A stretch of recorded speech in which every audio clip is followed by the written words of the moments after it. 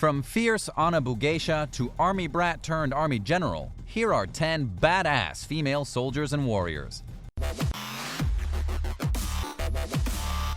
Number 10. The Limping Lady.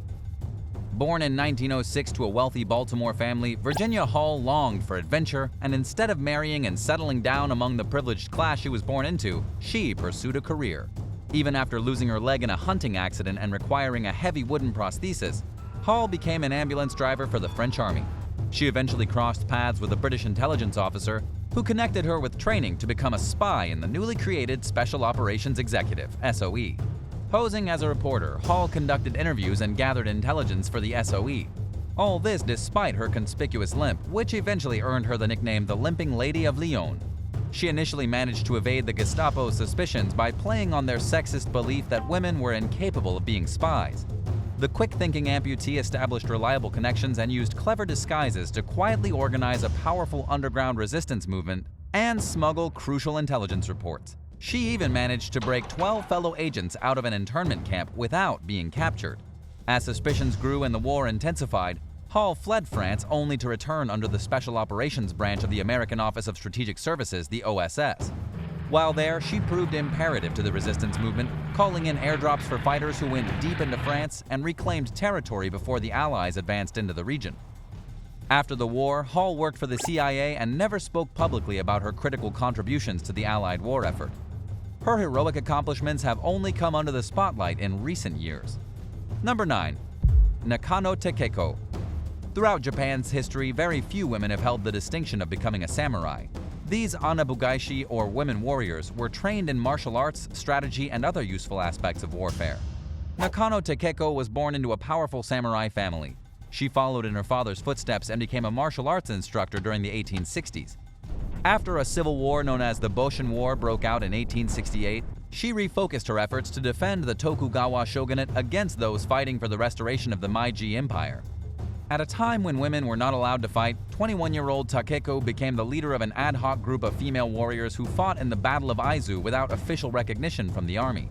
The independent unit later became known as the Joshita, which translates to the Women's Army. Using her weapon of choice, a Japanese polearm called naginata, Takako fought alongside her mother, sister, and other brave women, including the famous onna-bugeisha Yamamoto Yaiko. Just as male warriors did, they courageously confronted the Japanese Imperial Army through rain, sleet, and other unfavorable conditions. One early morning, Nakano led a charge against enemy forces, whose commanders ordered them not to kill the women. Using their reluctance as an opportunity to attack, the female fighters killed several Imperial soldiers. Nakano killed 5 or 6 troops with her naginata before the gunfire resumed and she was fatally shot in the chest. As her dying wish, Nakano asked her sister Yuko to decapitate her to prevent the enemy from taking possession of her corpse or using her head as a war trophy. She also requested an honorable burial, to which Yuko agreed. Nakano's head was buried beneath a pine tree at Hokai Temple in modern-day Fukushima Prefecture. Number 8. Lieutenant Colonel Marcela A. Heising. Marcela Ng, born Marcela Ann Hayes, was born in Mexico, Missouri in 1956, and she was raised by her grandparents. She enrolled in the Reserve Officers Training Corps, better known as the ROTC, during her second semester at the University of Wisconsin-Madison and joined the Army after graduating in 1978. The following year, in 1979, Hayes completed helicopter flight training at the U.S. Army Aviation Center in Fort Rucker, Alabama, making her the first African-American woman in the U.S. military to earn her aviator wings. She accomplished this remarkable feat at 23 years old, and after being in the Army for just 1 year, she went on to attend and graduate jump school. After meeting her husband, Dennis Ng, at flight school and marrying in 1980, the pioneering pilot became the first woman and the first African-American soldier to be assigned to the 394th Transportation Battalion. Ng enjoyed a successful 22-year military career despite hitting some snags along the way, even losing her flight status at one point when her superiors told her she didn't meet the standards. But she regained her ability to fly and was even selected for several company command positions in Korea and the U.S., including the 49th Transportation Battalion in Fort Hood in Texas. Number 7. Lozano. Born during the 1840s, Lozano was the sister of a prominent Apache chief named Victorio, whose tribe was forced onto a deplorable reservation in Arizona nicknamed Hell's 40 Acres during the 1870s.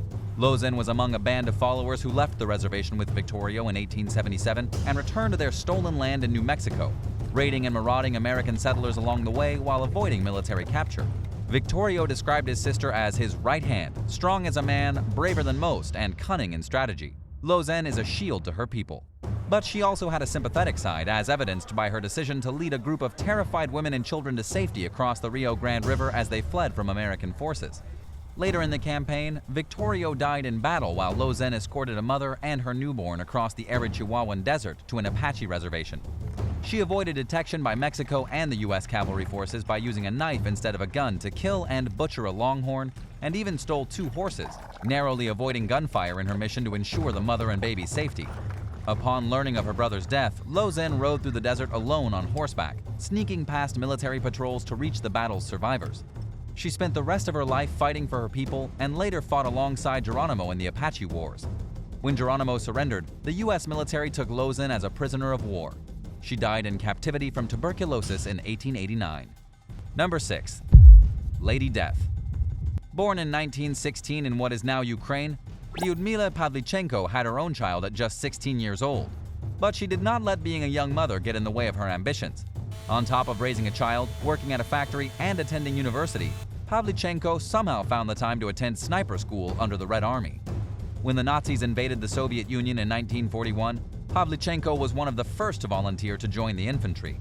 She was ultimately assigned to the 25th Rifle Division as one of the Red Army's 2,000 female snipers. Pavlichenko recorded 187 kills in just 2.5 months during the siege of Odessa.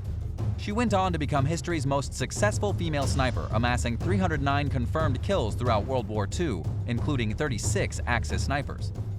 After being hit in the face with shrapnel from a mortar during the siege of Sevastopol, Pavlichenko was evacuated by submarine and spent a month in the hospital. This marked the end of her career on the front lines, and after she recovered, she spent the rest of the war as a Red Army propagandist and training snipers for combat. After the war ended, Pavlichenko returned to university and became a historian. But after losing her husband in combat, she was plagued by depression, post-traumatic stress disorder, and alcoholism, which may have contributed to her early death at just age 58. Number 5. Kutulun. Kutulun was the daughter of the 13th century Mongol king Kaidu, who was Kublai Khan's cousin and one of Central Asia's most powerful rulers, and she was the great-great-granddaughter of Genghis Khan. As a skilled archer, horsewoman, and wrestler, Kutulun had a reputation for her strength and fighting skills. Nicknamed the Wrestler Princess, she grew rich from her victories in the ring. She's rumored to have said that any man who wanted to marry her had to first defeat her in a wrestling match.